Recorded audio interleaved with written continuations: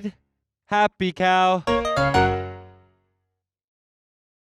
Hi, my name is Ken Spector with HappyCow, and I'm here with Ramses Bravo, and he is the chef at TrueNorth Health Center up in Northern California. Hello. Hi Pleasure there. to meet you. Pleasure to meet you, Ken. So you specialize in the Sos Free Diet, which is salt, oil, and sugar free. When you started as a chef at the TrueNorth Center, had you even heard of this diet? No, I hadn't. I was sort of given a parameters and say we don't use this, and that, and then just kind of figure it out. But it was not very instinctive to me. When I went to culinary school, one of the first things you learn is make sure your food is seasoned properly. It's like the first thing that gets ingrained in your brain, and then all of a sudden, I don't reach for the little salt thing and make sure everything's seasoned properly. So it was a bit of a shock. Yes. What are some tips as far as adding flavor to food without adding salt, oil, or sugar? Seems like that might be tricky for a lot of people. It is, but as soon as you don't use oil, that helps a lot because you're not coating your taste buds with this oily substance that prevents the flavor from getting in. Thus, it helps you not having to have the salt in there. So that's number one. Number two is you use a lot of herbs and spices, as many fresh or dried as you can in there. And then the other thing would be to roast a lot of things. Caramelize the natural sugars and whatever items you're cooking, like potatoes, sweet potatoes, or even roasted vegetables. Just to develop a little bit of a different flavor profile within the same ingredients. One tip that I found really interesting, which I really had never seen before, is you took straight out orange juice, and not that much of it, and you poured that over asparagus and other vegetables. And onions, Can you talk a little bit about that? Sure. It's a recipe, simple, quick, and easy recipe from the program that I have with a friend of mine, John Allen. And the idea is to cook something very quickly. And in order to do that, we use a very small amount of liquid, which in that case was 1 orange. So we used the juice from 1 orange to create steam very quickly because it was only a small amount. And by the time the liquid is used up, the vegetables, in that case the asparagus and the onions and the artichoke hearts, were done. So you use your heat medium liquid, but it also adds flavor because of the orange. So let me get this straight. You were cooking the asparagus first, sautéing it, and then afterward added the juice from 1 orange? Right. So we sautéed the onions and the garlic, and we browned those up a little bit. Then we add the asparagus and the artichoke hearts. And almost immediately we squeeze the juice from the 1 orange in there, and then we cover the pot.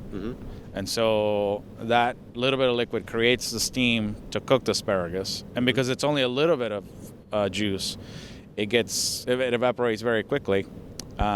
But then asparagus doesn't need a very long time to cook. True. So it's a bam, bam, bam, you got a meal right there. Now that's oil. Let's go back to salt. You were using citrus. You're using an orange. Right. You could use like lime juice, let's say, use lime. to create more of a salty flavor. Limes don't really have a salty, to me. It's more of a different citrusy, sour flavor. But in that recipe, I chose orange because I had used lemon in a different recipe as a same concept, but we used a broccoli rabe. So broccoli rabe, onions, garlic, and lemon.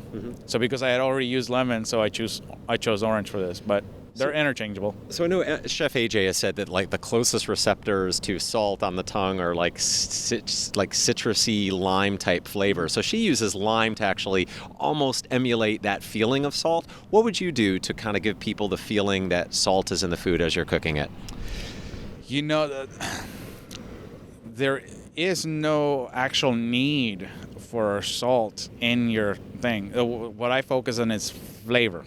Okay, so we got to give a lot of flavor to your taste buds, so you register a lot of flavor, and then you're not missing the salt. Spices, fresh herbs. Any recommendations on spice that would be replacements or? Sure. Granulated onion or granulated garlic work really well. So if you take, for example, we do a lot of roasted potatoes. So we cut them in half and we sprinkle with granulated onion or garlic, not powder, granulated.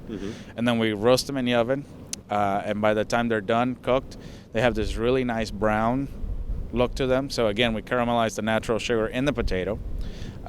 We evaporate moisture from the potato, so there's less liquid and the same amount of flavor. So thus concentrating a little bit the flavor of the potato itself. And then the granulated garlic over the top just makes the dish. You make the granulated garlic and onion fresh? No. We buy it at a store, at any spice shop. In large quantities, you could even get it at a place like Costco. Okay. As long as you stay away from the sample ladies. So okay. So those are your salt replacement tips. What about sugars?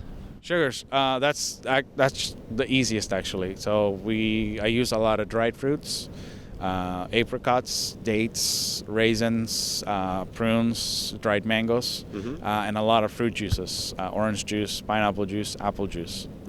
Sugar is really easy. And what is the example of a simple dessert idea? If you were to have friends over tonight, and what would you do to make them a simple dessert? Simple dessert. One of the simplest things that I know of, if you got the right equipment, is to have some frozen bananas ready to go, and then stick them in a champion juicer, and you end up making this sort of soft serve banana ice cream. To that, you can either add some spices like cinnamon or pumpkin spice, or some nuts, some toasted walnuts, or even berries like raspberries, blueberries, and you end up with this all sorts of ice cream varieties. You have a book. It's called Bravo, which is also your last name. Right.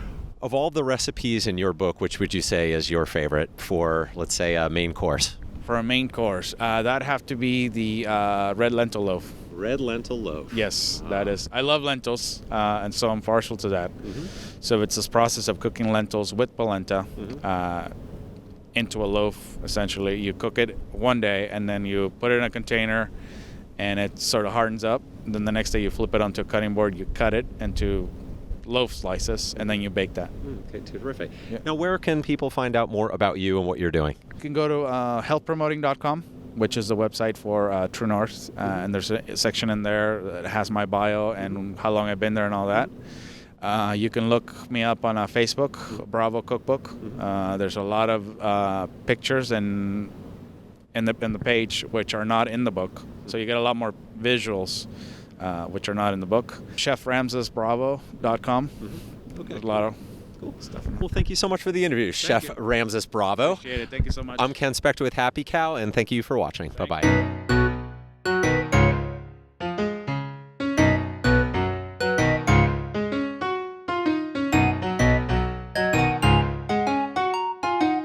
The Healthy Eating and Living Guide. HappyCow.